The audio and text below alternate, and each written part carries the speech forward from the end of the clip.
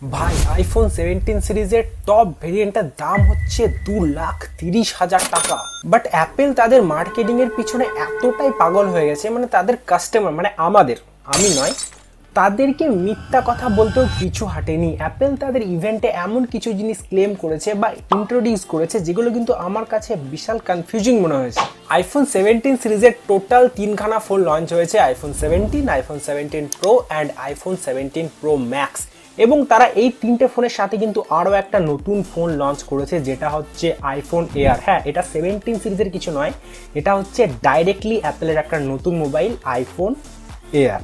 IPhone 17-এ রয়েছে 120 হার্টজের একটা Pro Motion XDR display with 3000 নিটসের পিক ব্রাইটনেস, আর তার সাথে স্ক্রিনে যে প্রোটেকশনটা দেওয়া হয়েছে সেটা হচ্ছে সেরামিক সিল্ড গ্লাস 2 এর প্রোটেকশন। এখানে অ্যাপেল ক্লেম করছে তারা 3x পর্যন্ত বেটার স্ক্র্যাচ রেজিস্ট্যান্স প্রোভাইড করছে এই সেরামিক সিল্ড গ্লাস 2-তে। এই প্রথমবার অ্যাপেল কিন্তু তাদের নন প্রো সিরিজে 120 হার্টজের ডিসপ্লে এনেছে, তার সাথে ডিসপ্লে সাইজও ইনক্রিজ হয়েছে 6.3 ইঞ্চের। ডিসপ্লের মধ্যে মাইনর চেঞ্জেস থাকলেও ক্যামেরার মধ্যে কিন্তু রয়েছে মেজর আপগ্রেড।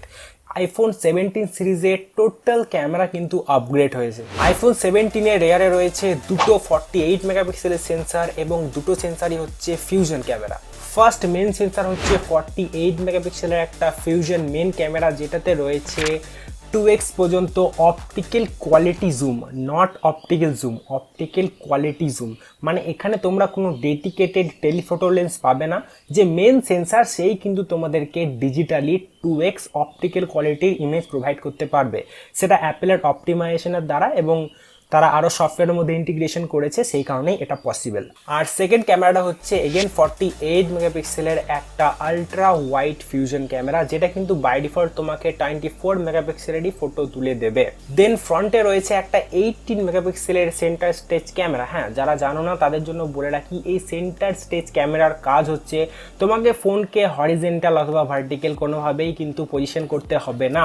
তোমার ফটোর বা সেলফির কাউন্ট, পিপল কাউন্ট দেখেই কিন্তু ক্যামেরা অটোমেটিক ডিটেক্ট করে সেটাকে হরিজেন্টাল বা ভার্টিক্যাল করে নেবে, তোমার কিন্তু ফোনকে মুভ করতে হবে না। এটা কিন্তু অ্যাপেলের জন্য বা টোটাল মোবাইল ইন্ডাস্ট্রির জন্য একটা দারুণ আপগ্রেড তুমি বলতে পারো।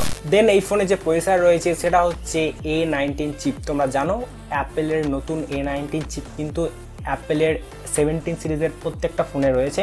যেগুলো প্রো মডেল সেগুলোতে A19 প্রো, অ্যান্ড যেগুলো নন প্রো মানে আইফোন 17 সেখানে A19। তাছাড়াও কিন্তু 17 সিরিজের চার্জিংয়ে ইমপ্রুভমেন্ট দেখা গেছে, যেটা কিন্তু 40 ওয়াট করে দিয়েছে অ্যাপেল। বাট অ্যাপেল ব্যাটারি কিন্তু টোটাল এমএইচ কখনোই বলে না, তো ওয়েবসাইটে কিন্তু বিভিন্ন রকম রয়েছে, মানে কতক্ষণ মিউজিক প্লেব্যাক হবে, কতক্ষণ ভিডিও প্লেব্যাক করতে পারবে, সেগুলো কিন্তু তোমরা দেখতে পারো। এবার আসল কন্ট্রোভার্সিয়াল থিং, যেটা হচ্ছে আইফোন 17 প্রো বা আইফোন 17 প্রো ম্যাক্স। তোমরা দেখেই থাকবে যে আইফোন 17 প্রো বা প্রো ম্যাক্সের ডিজাইন কিন্তু অ্যাপেল অনেকটা চেঞ্জ করে দিয়েছে। সেটা কিন্তু একটা অ্যাপেলের যে আইকনিক ডিজাইন ছিল সেটাকে কিন্তু চেঞ্জ করে দিয়েছে, টাইটেনিয়াম থেকে অ্যালুমিনিয়ামে সুইচ করেছে, এবং তার সাথে কিন্তু যে পার্টটাতে শুধুমাত্র ম্যাগনেট আছে ওয়্যারলেস চার্জিংয়ের জন্য, সেই পার্টটাকে গ্লাস রেখে পুরোটাই অ্যালুমিনিয়াম করে দিয়েছে। এর পেছনে কারণ আছে, আমি সবকিছু তোমাদেরকে বলবো। তার আগে হালকা করে স্পেসিফিকেশনগুলো বলে দিই। আইফোন 17 প্রো ডিসপ্লে সাইজ কিন্তু সেম অ্যাজ আইফোন 17 এর মতন 6.3 ইঞ্চের, বাট যেটা প্রো ম্যাক্স মডেল সেটার ডিসপ্লে সাইজ হচ্ছে 6.9 ইঞ্চের। তারপর ক্যামেরার মধ্যে আইফোন 17 মেন যে দুটো সেন্সার ছিল, সেই দুটো সেন্সারের পরে কিন্তু এগেন আরেকটা 48 মেগাপিক্সেলের টেলিফোটো লেন্স দেওয়া হয়েছে, যেটা বলছে 8x পর্যন্ত অপটিক্যাল কোয়ালিটি জুম দিতে পারবে। তো এই যে বারবার অপটিক্যাল কোয়ালিটি জুমের কথা আসছে, এটা কিন্তু একটা বিশাল কন্ট্রোভার্সিয়াল থিং। বারবার অপটিক্যাল কোয়ালিটি জুম কেন আসছে? টোটাল যে সেন্সারে জুম করতে পারে সেইটা শুধুমাত্র অপটিক্যাল জুম কথা আসুক।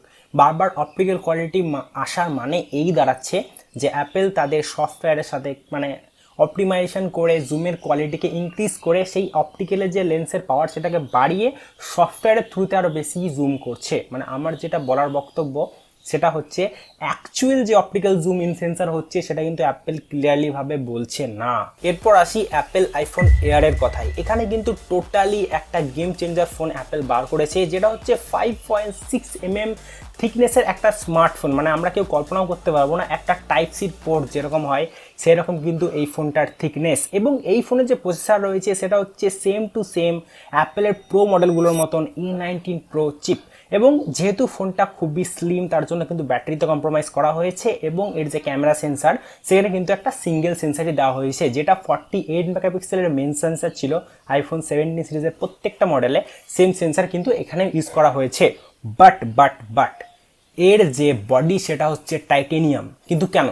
17 সিরিজের প্রত্যেকটা মডেলে কিন্তু অ্যালুমিনিয়াম ইউজ করা হয়েছে, যেটা কিন্তু একটা ডাউনগ্রেড। আগে প্রত্যেকটা মডেলে টাইটেনিয়াম ইউজ করা হতো, কিন্তু অ্যাপেল এর যে রিজন দিচ্ছে সেটা হচ্ছে তাদের যে A19 প্রো চিপসেট সেটা নাকি প্রচুর হিট হচ্ছে এবং তাই কারণে তাদেরকে পুরোপুরি ডিজাইন, ল্যাঙ্গুয়েজ এবং ফ্রেম চেঞ্জ করতে হয়েছে। কিন্তু উল্টো দিকে সেম প্রসেসর যখন আইফোন এয়ারে রয়েছে কিন্তু সেখানে তারা অ্যালুমিনিয়াম ইউজ করেনি। হ্যাঁ, আমি মানছি ফোনটা থিকনেস খুবই কম, সেই কারণে কিন্তু টাইটেনিয়াম ইউজ করা হয়েছে বেশি স্ট্রং করার জন্য, কিন্তু সেখানে যে ফোনটাতে ওভারহিট হতে পারে সেই কারণটা মানে কি হবে, সেই থিংটার কি হবে? হয় অ্যাপেল এখানে আমাদেরকে মিথ্যা কথা বলেছে, তাদের ফ্রেম চেঞ্জের যে রিজন দিয়েছে সেটা ভুল, অথবা আইফোন এয়ারের যে টাইটেনিয়াম ইউজ করা হয়েছে সেই ফোনটার মধ্যে হিটিং ইস্যুর প্রবলেম হবে। সো এই ফোনগুলো কিন্তু এখন প্রি বুকিং চলছে, এখন মার্কেটের মধ্যে অ্যাভেলেবিলিটি সেরকম হয়নি, বাট যখন সবার কাছে চলে আসবে এবং ফোনগুলো টেস্টিং করা হবে তখন কিন্তু আসল সত্য জানা যাবে। সো আজকের ভিডিও এখানেই শেষ করছি। আমার দেওয়া ইনফরমেশনগুলো যদি তোমাদের কোনো কাজে লাগে অথবা এই রিলেটেড যদি আরো কোশ্চেন কোনো তোমার মনের মধ্যে থেকে থাকে অবশ্যই কমেন্ট করতে পারো, আমি তোমাদের কমেন্টে রিপ্লাই দেওয়ার চেষ্টা করব। দেন যদি আমার থোবরাটাও ভালো লাগে আমাকে অবশ্যই লাইক সাপোর্ট করতে পারো, ঠিক আছে? আর যদি না ভালো লাগে তাহলে কোনো করা দরকার নেই, কোনো প্রেশারাইজ নাই। আমি বাংলাতে tech videos, quality tech videos তোমাদের জন্য বানাতে চাই। সো এখানেই। আর যারা আমার পুরনো ভিউয়ার আছো, যারা আমাকে আগে থেকে দেখছো, তারা জানবে যে আমি গত 1 মাস থেকে ভিডিও দিতে পারিনি, কারণ আমার ব্যাকগ্রাউন্ডটা দেখে বুঝতেই পারছো বাড়িতে কিছু কাজ চলছিল, সেই কারণে কিন্তু ভিডিও মানে খুবই অবস্থা খুবই খারাপ ছিল, সেই কারণে কিন্তু ভিডিও দিতে পারিনি, মানে কোনো রকম পসিবল ছিল না। চেষ্টা করেছি ভিডিও দেওয়ার, কিন্তু যা কন্ডিশন ছিল মানে ভিডিও দেওয়া পসিবল হতো না। তো সেই কারণে আবার নতুন করে স্টার্ট করেছি তোমাদের জন্য। তো এখন কিন্তু রেগুলার ভিডিও আসবে। ওকে, তো আজকের জন্য এখানেই। নেক্সট দেখা হচ্ছে নতুন করে ভিডিও নিয়ে।